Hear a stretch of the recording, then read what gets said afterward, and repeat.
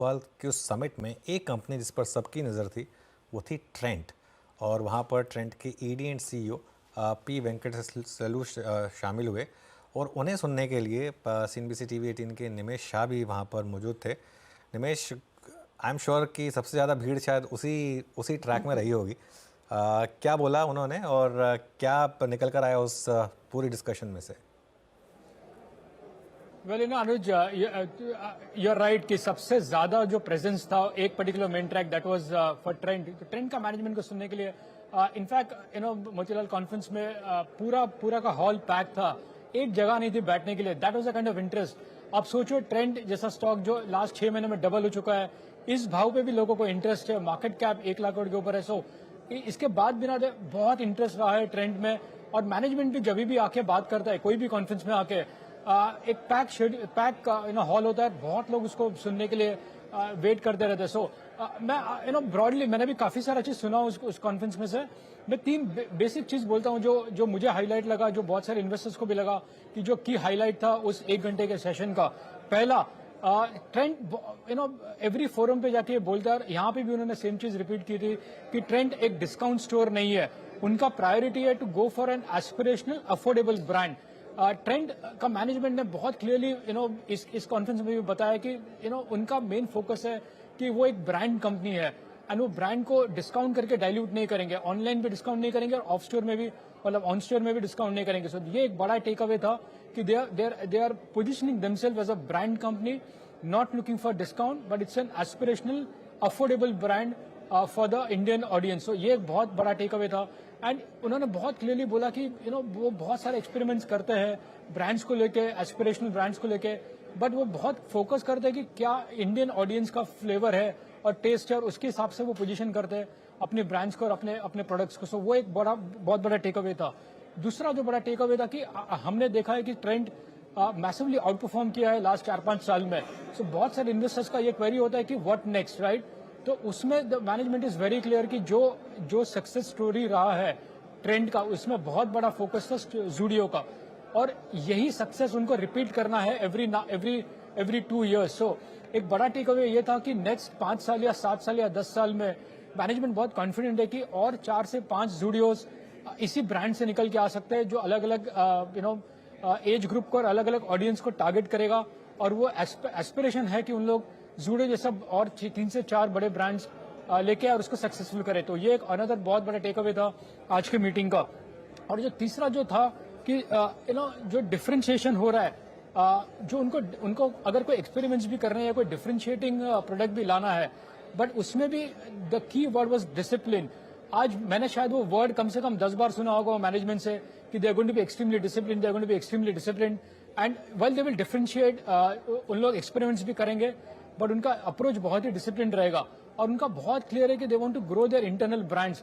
उन लोग खाली अपने ब्रांड्स के पे ही फोकस कर रहे हैं, अपने इंटरनल मैट्रिक्स पे ही फोकस कर रहे हैं। बाहर जाके कोई एक्वायर करना या किसी और को देख के कॉपी करना, वो उनका स्टाइल नहीं है। एंड वही एक एम्फेसिस अगेन था कि जब वाइल दे विल डिफरेंशिएट, वो डिफरेंशिएट करते रहेंगे, और उनका मेन फोकस रहेगा कि डिसिप्लिन पे उन लोग काम करेंगे और उसी अप्रोच से they will look to grow. So as I said, Anuj, तीन बड़े टेक अवेज थे। No discount, so and they want to consider as a brand company. Second कि अनदर 4 to 5 जूडियोज आ सकते हैं नेक्स्ट 5 से 7 साल में या 10 साल में। और तीसरा कि जो भी काम करेंगे, जो भी डिफरेंशिएटिंग काम करेंगे, but discipline approach will be the key मंत्र ऑफ सक्सेस। ये बिल्कुल डिसिप्लिन अप्रोच सबसे बड़ा की मंत्र है। और Nimesh, thank you so much. And मैं थोड़ा जेलस फील कर रहा हूँ कि आप थे उसमें और मैं नहीं जा पाया। मेरा भी प्लान था वहाँ आने का, लेकिन खैर एनीवे एंजॉय करिए उस कॉन्फ्रेंस को। और फिर थोड़ी से आपसे और बात करेंगे कि क्या कहा उन्होंने। लेकिन ये ट्रेंड की बात होगी, क्लियरली पिछले साल का stock of the F market without a doubt. मतलब जिस तरीके से ये स्टॉक, आई थिंक 1600 था ये स्टॉक करीब एक साल पहले 1600 का भाव था। एक साल से थोड़ा और पहले का होगा, ये 6 महीने का चार्ट आ रहा है। आई थिंक इसको आप ओके 12 महीने पहले करीब 1992 का था। मुझे इसलिए याद है क्योंकि 1600 पे मैंने पहली बार इसके बारे में बात करनी शुरू की थी। और 1600 पे मैंने एक व्यू लिया था कि ये स्टॉक डबल हो जाएगा। अच्छा, वो डबल हुआ, वहाँ से डबल हो गया, 3200 के बाद डबल हो गया। मतलब और ये मतलब इस तरीके का स्टॉक है, इसमें आप अगर एक बार एंट्री कर लें। अच्छा, अब क्या है ना, इस चार्ट को अगर आप और एक्स्ट्रापोलेट कर दें, क्योंकि अर्निंग्स भी उस हिसाब से एक्स्ट्रापोलेट होंगी, तो मैं कह रहा हूँ अगले साल ये 5 डिजिट का स्टॉक होगा। अब क्या आपके अंदर हिम्मत है कि यहाँ पे लेने के लिए? अच्छा, ऐसा नहीं कि बीच में करेक्शन नहीं आई है, अभी पिछले महीने ये करेक्शन, ये स्टॉक 6500 वाला करेक्ट होकर 5200 पहुँच गया था। उस उतनी हिम्मत है कि आपके अंदर वो 1300 रुपये की करेक्शन लेने की? बहुत लोग नहीं ले पाएंगे। इसमें करेक्शन भी बड़ी आएंगी, 15-15, 20-20% की करेक्शन भी आएंगी ऐसे स्टॉक्स में, लेकिन चलेंगे ये स्टॉक फिर ऐसे ही। और अगर आपको 5 डिजिट का प्राइस चाहिए तो थोड़ा सा करेक्शन भी देखना पड़ेगा। इनफैक्ट बात करते करते वो फ्रेश हाइस पर स्टॉक ट्रेड कर रहा है। और अनुज, ये सिर्फ एक ज़ूडियो का कमाल है।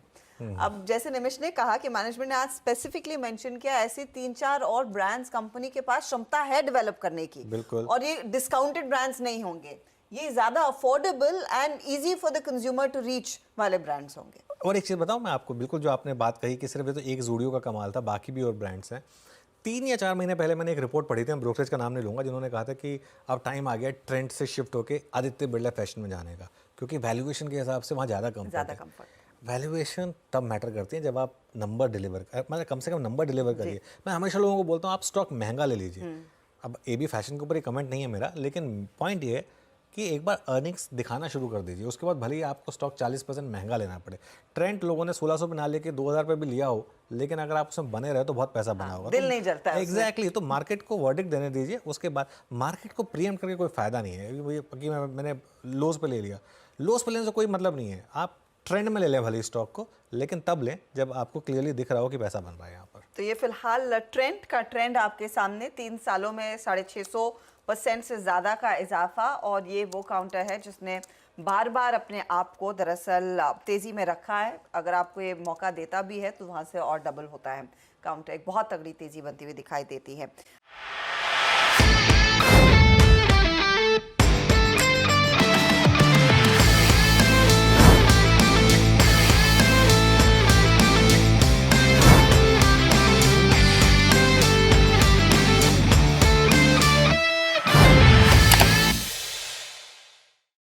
बता दें कि मनी कंट्रोल पर दिए गए विचार एक्सपर्ट्स के अपने निजी विचार होते हैं।